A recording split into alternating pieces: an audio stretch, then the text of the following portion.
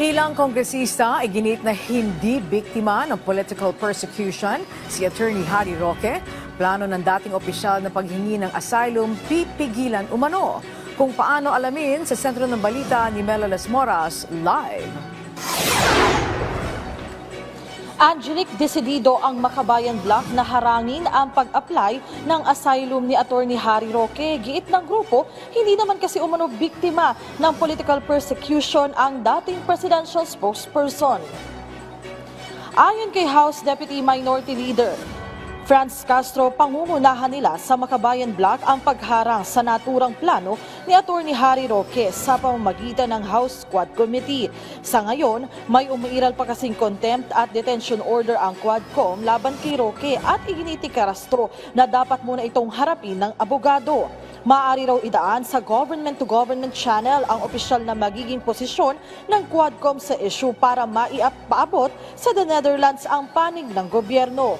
Sa isang pahayag, una na rin iginiit ng isa pang Makabayan Bloc member na si House Assistant Minority Leader Arlene Brosas na maiituturing na umano'y mockery of justice at sampal sa mga Pilipino ang hakbang na ito ni Roque na halatang pamamaraan lang umano ng dating presidential spokesperson para takasan ang kanyang mga pananagutan sa bansa.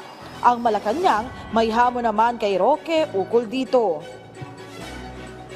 Maganda po siguro na i-challenge po talaga natin siya na siya po yung umuwi. Kasi di ba bring home FP Duterte. So siguro mas magandang isigaw po rin ng mga tao, bring home Roque.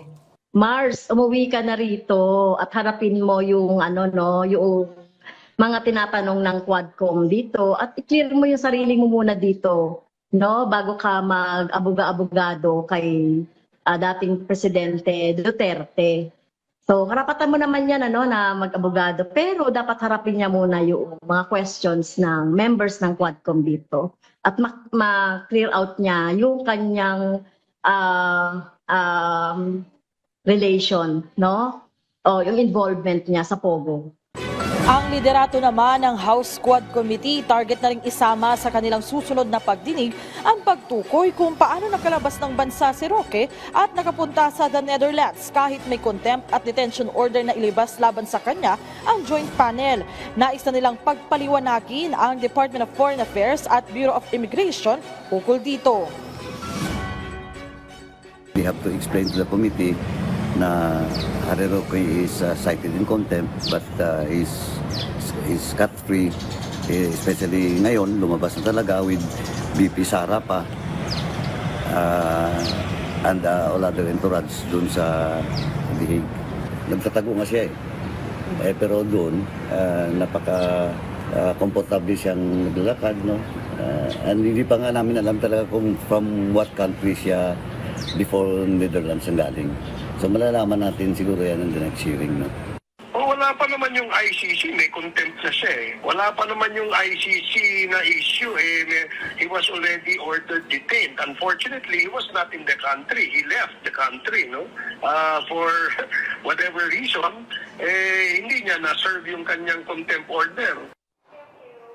Angelic, kung matutuloy sa loob ng linggong ito ay nakatakdang ipagpatuloy ng House Quad Committee itong kanilang pagdinig ukol nga sa issue nitong iba't ibang issue kasi ito, Angelic, dun sa umanoya EJK noong nagdaang administrasyon, mga issue sa Pogo at iba pang usapin na may kinalaman dito. At dito nga pumapasok yung mga issue na talagang biniimbestigahan nila patungkol kay Attorney Harry Roque at idadagdag na rin dyan yung pagtalakay nga kung paano siya nakalabas ng bansa. Angelic? Yes, Mela. Napag-usapan ba ng mga kongresista kung may plano sila o hakbang na magsampa ng kaso para makansela ang pasaporte ni Attorney Harry Roque? Angelic, sa ating panayam kay Congressman Stephen Paduano, isa sa mga leader ng House Quad Committee, kapag nagkaroon na sila ng pagdinig, kabilang nga yan sa mga options na maaari nilang matalakay sa kanilang pagdinig. Dito nga kasama yung DFA at BI. Kasi ang sinasabi nga, Angelic, ng ating mga kongresista, may umiiral naman na contempt at arrest order, ang detention order, ang Kamara laban nga kay Attorney Harry Roque. So nagtataka sila kung paano siya nakalabas ng isang bansa. Yung contempt at detention order ng Kamara ay hindi namang sing level no ng court order dahil nga iba din yung proseso dito sa Kongreso. Pero sinasabi nga nila, Angelic, bakit hindi man lang at least ay nai-alert sa kanila na palabas na ng bansa si Attorney Roque. Kaya ito, yung Angelic, yung mga kabilang sa kanilang mga pag-uusapan at naitanong natin kung talagang isusulong ba nila na ipakansilan na rin yung passport ni Attorney Roque. Pero yan ay pag-uusapan pa nila at tatalakayin nga dito sa pagdinig.